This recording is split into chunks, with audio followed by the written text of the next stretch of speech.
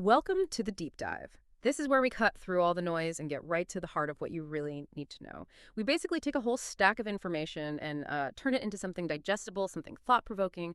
The idea is to help you get well-informed fast. Okay, so today we're diving into a really truly fascinating piece of literature, a novel that still sparks so much conversation decades later.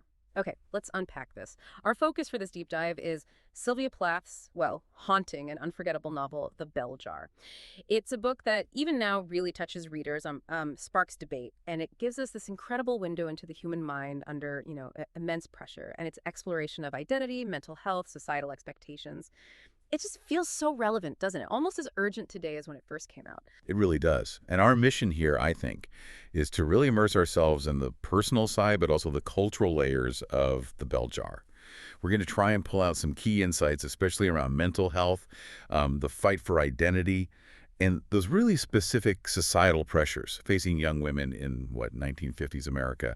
And as we get into it, you'll see how Plath's writing, her observations, they just shed light on experiences that are actually quite universal, surprisingly so. And author herself, Sylvia Plath, American poet, novelist, famous for that very confessional style, right? Where the line between her life and her fiction gets kind of blurry, and The Bell Jar is just so compelling, partly because it was her only novel.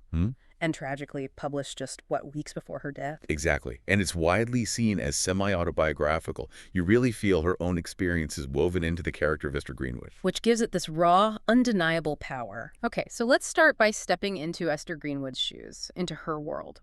The novel kicks off introducing Esther. She's this brilliant, really ambitious young woman, summer of 1953. And on the surface, she's living the absolute dream, right? She's won this prestigious internship, a guest editorship at a fancy New York fashion magazine. The kind of thing everyone would envy. Totally. Young woman from Boston, thrown into the glittering heart of New York City, surrounded by what looks like just endless, glamorous opportunities. Everything seems set for success. But that's where Plath introduces the tragic twist, the core conflict. Because despite all that external success, all the shiny promises of New York, Esther starts this deep internal spiral. Right. She falls into this crushing depression, this feeling of being totally cut off, alienated, and this intense struggle with her own mental health. And that contrast, that gap between the successful outside and the turmoil inside, it's just fundamental to the whole book. It's key to understanding Plath's critique. It's not gradual either, is it? It feels like the sudden collapse from within. Exactly. A collapse the outside world just doesn't seem to get. And as she's going through this really powerful image emerges, the one that gives the book its title, The Bell Jar. Plath uses it as this recurring symbol. It represents that suffocating feeling, doesn't it? Like being trapped under glass. Yeah, precisely. She can see the world happening, but she's completely sealed off. Can't breathe the same air, running out of oxygen, metaphorically speaking. It's such a visceral way to describe that deteriorating mental state, being trapped in your own head, isolated. It really is. Yeah. And what's so brilliant is how Plath uses the characters around Esther. They aren't just people. They often represent these larger forces shaping her world. Ah, okay, so they have symbolic roles, too. Definitely. Let's look at them. First, Esther herself. As you said, incredibly intelligent, ambitious, but you see her just getting completely overwhelmed by the societal pressures. Her inner world is so rich, but the outside world feels like it's trying to squeeze her into these tiny boxes. Boxes she clearly doesn't fit into. Not at all. Then there's Buddy Willard. Ah, Buddy, the boyfriend or ex-boyfriend figure. Right. And he perfectly embodies those conventional expectations for women at the time. He's the all-American boy, Yale medical student, and he represents that path. Marriage, kids, settling down, women maybe having a little hobby, but not a real ambition. He kind of dismisses her poetry, doesn't he? Yeah, thinks it's just a phase before she gets serious about finding a husband. He's not necessarily mean, just a product of his time. But his views add another layer to that bell jar for Esther. Okay, so he's conformity.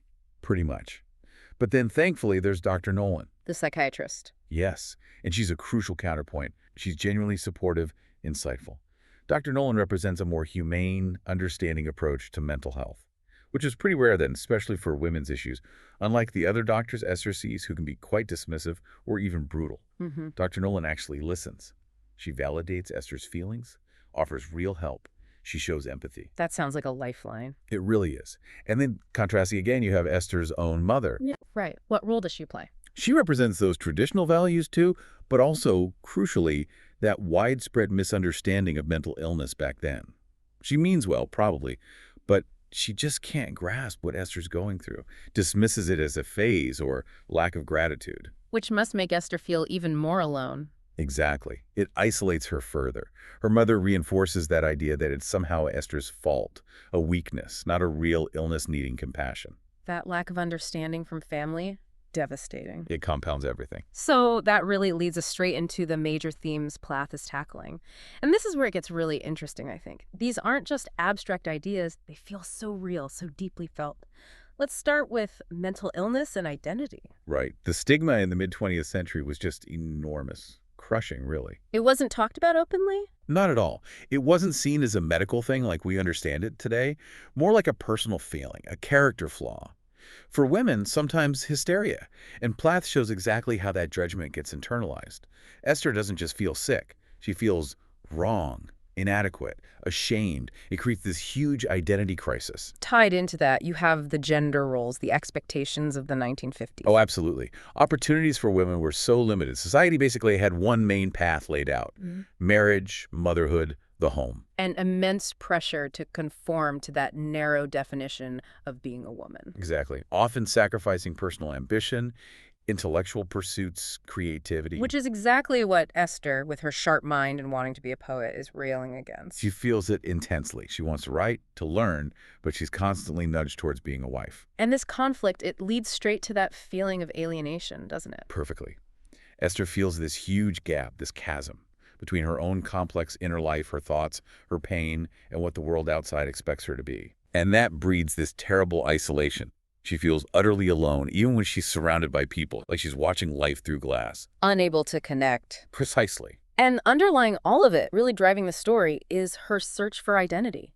This constant struggle, this battle almost, between her own ambitions, her independence, and the roles society keeps trying to force on her. Yes, it's a fight for selfhood in a world that seems determined to define her, to give her a prepackaged future instead of letting her create her own. A world that doesn't seem to want her to choose her own path. Exactly. And what's so fascinating here, going back a bit, is how Plath uses these incredibly powerful symbols to make these themes hit home so hard. Right, the symbolism is unforgettable. We mentioned the bell jar earlier, but let's really dive into that again. It's not just mentioned once. It's this recurring thing. It comes back again and again. Yes. It's the symbol of suffocation, isolation, the all-consuming nature of her depression. She writes about it clamping down on her, cutting her off. It's like a physical manifestation of her internal state. And it lifts sometimes, offers hope, but then it can descend again, trapping her. Clear, but impossible to break through. Exactly.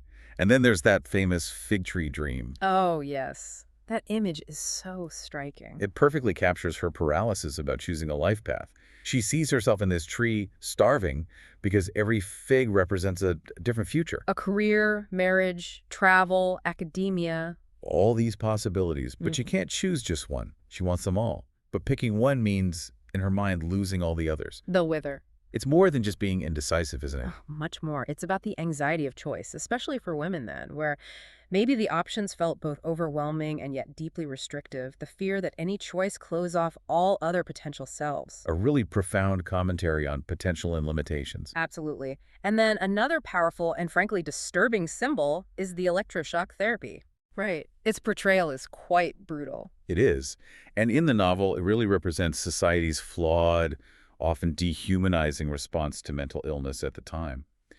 Plath describes Esther's first experience with it as traumatic, highlighting the lack of understanding, the lack of empathy, the harshness of these treatments. Treatments that often didn't even work or made things worse. Exactly. It underscores the ignorance about the mind back then and the desperation.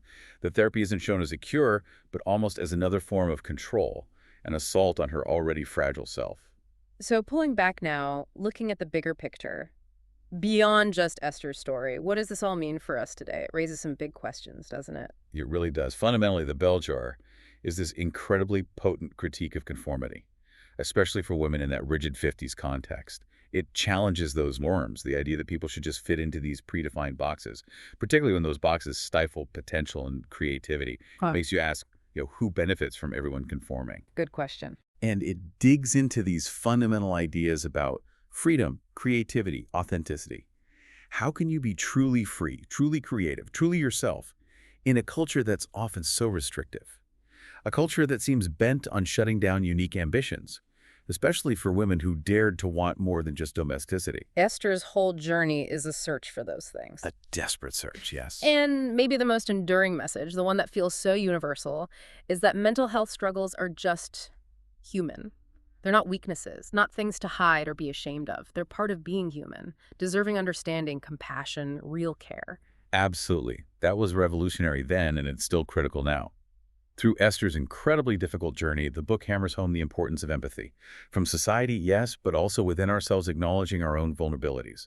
And it highlights the need for personal freedom, the freedom to define your own life, and the huge value of self-discovery, even when it's painful. So finally, thinking about its place in literature, where does the bell jar sit?